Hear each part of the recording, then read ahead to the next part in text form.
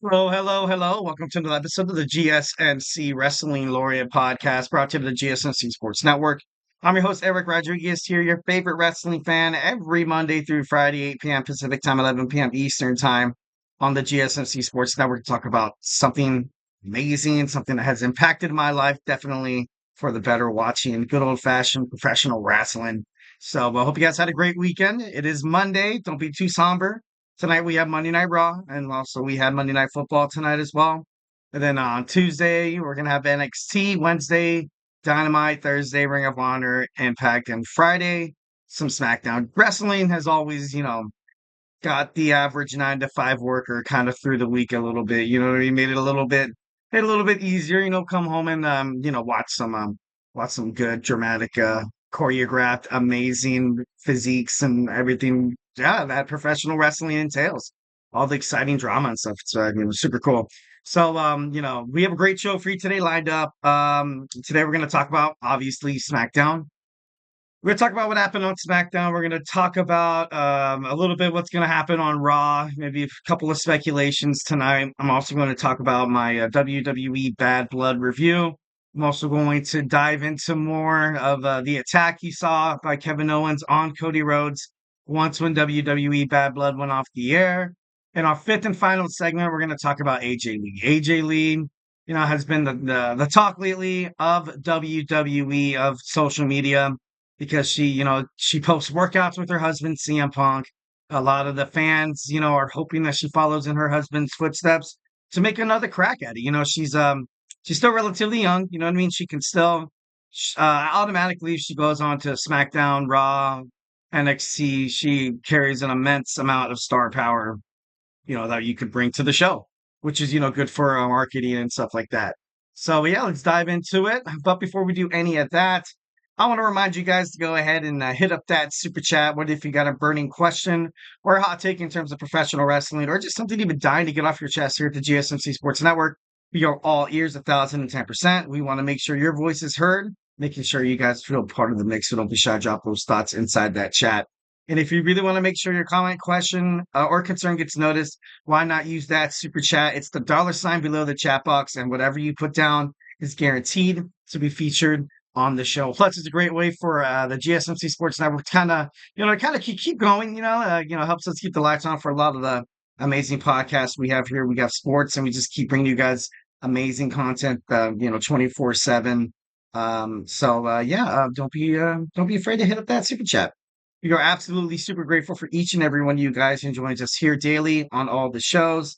Your support makes all the difference. So let's keep the conversation going. Send in those super chats, those super stickers, because you guys are super awesome. And together, we will make sure this podcast is bigger, better, and stronger than ever. And once again, at the super chat, obviously, if it's not your thing, you could still hit up the tips and donations link at the GSMCpodcast.net. Tell me what you like, tell me what you don't like.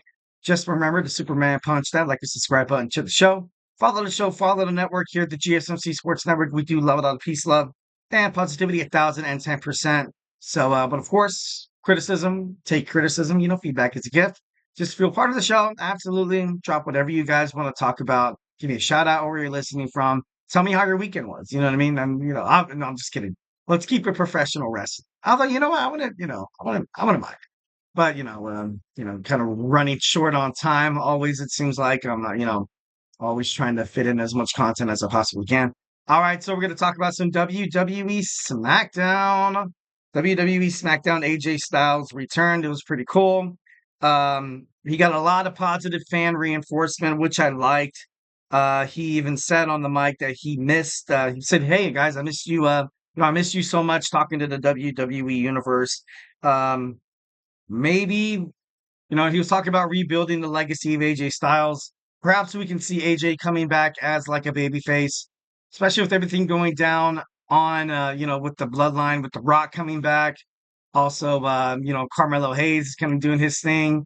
The LA Knight, I feel like the LA Knight, he's over right now, but I don't necessarily see him as your traditional babyface. And I don't know if, I don't know if I'm saying that correctly, but like he just seems like I don't know, like he just minds his own thing.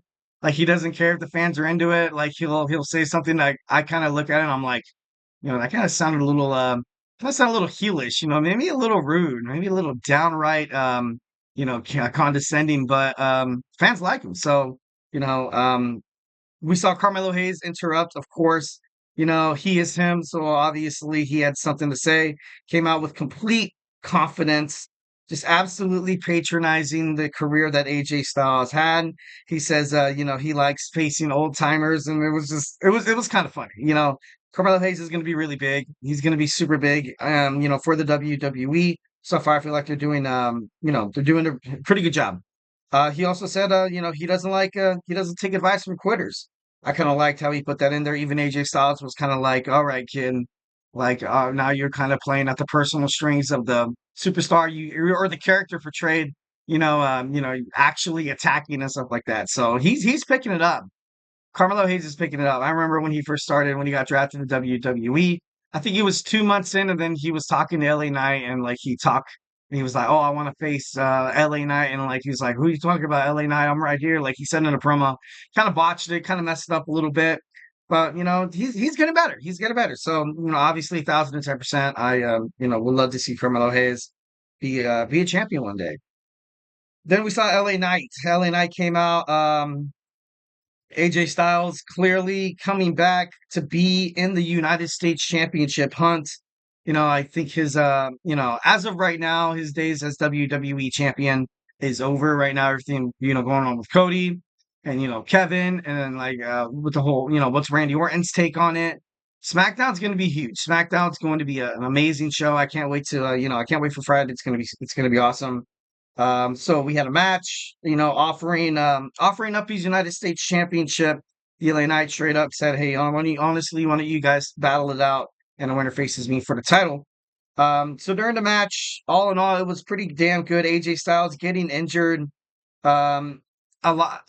I thought it was not. I don't think it was kayfabe to a certain extent because he called off the match and he walked out. And the moment like he walked out, Carmelo Hayes was distracted, having the LA Knight come out and like giving Hayes the BFT like right away. Like it was kind of crazy. Like it was as soon as he walked off, which means I think it was 1,010% real.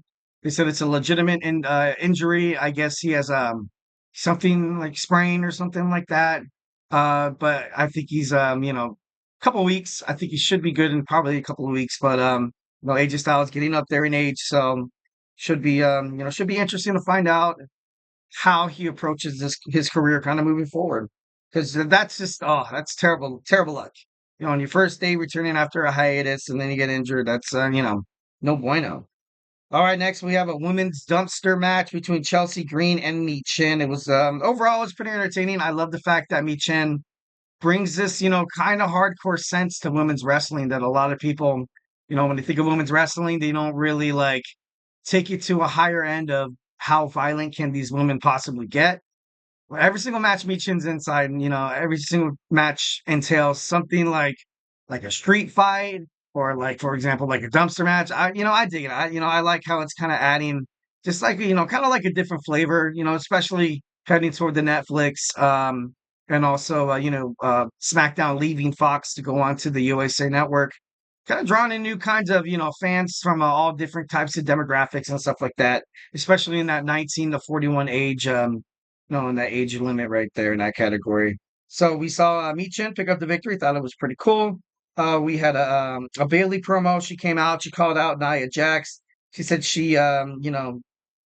that she never understood like the legacy. Told Nia Jax that she doesn't understand the legacy of the title. Obviously, she mentioned like for some strange reason, she mentioned like she was like, "All right, you're having one of the most dominant reigns in women's championship history." Like dominant how? Like, like going out there and, being big and bad, like, what I mean? That's dominant. But when you're mentioning like a dominant reign, I'm assuming like, a half a year tops, a year, and then like she's probably 2 or 3 months in as the champion. I don't think she's at that moment just yet. Like I mentioned before on this podcast, I hope she does have a long reign because I feel like that is, that's good for WWE, also for the career of Nia Jax. So, definitely would love to see that, Nia hold it to belt for much longer. It's that her having a stronghold over the title is going to cause the women's division, especially on SmackDown, to be a little kind of bottlenecked a little bit, like how everyone's trying to scrape and bite and claw for a chance. That's why the implementation of a WWE United States Women's or Intercontinental Championship, I feel like should be on the horizon sooner rather than later. I feel like overall just be better, just be better. All right, so obviously trying to drive a wedge between her and Tiffany Stratton. She used the first B word on SmackDown coming to the USA Network. I thought that was pretty funny. Um, Tiffany Stratton absolutely doesn't seem like she's your average ordinary like sidekick for Nia Jax. She's not really playing the part that, to the point where she's like kissing, kissing butt or whatever. Essentially she's holding her own ground, which is cool. Nia Jax is saying stuff. She physically abuses her, and Tiffany Stratton's, kind of like, you know what? Like, I don't really need you. Like if you push me so much over the edge, your title reign could be over with the snap of my fingers. You know what I mean? So I liked how they're kind of keeping that open. Naomi faced Tiffany Stratton in a match where you saw Naomi pick up the victory.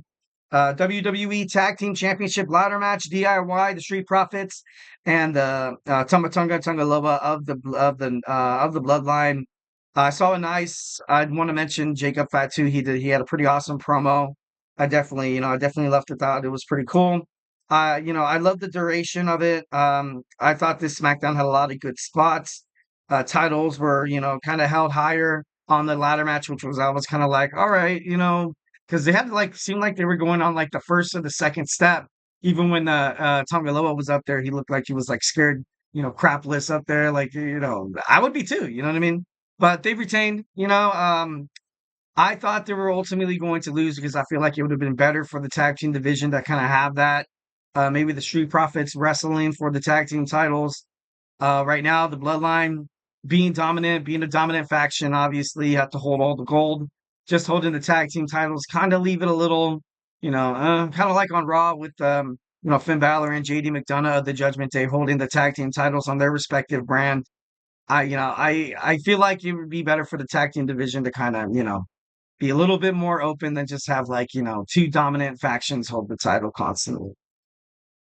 All right, we talked about some SmackDown, and now we're going to talk about some Monday Night Raw happening right now. The first 2 hour show of Monday Night Raw until it goes to Netflix, and even Triple H said, during the press conference of Bad Blood, that he's not too sure how long the episodes of Raw are going to be on Netflix, which is kind of shocking. I thought they were going to go to 3 hours. That's what I've heard. But we're going to talk about some WWE Monday Night Raw. So grab your favorite snack, grab your favorite ice cold beverage, and we'll be right back.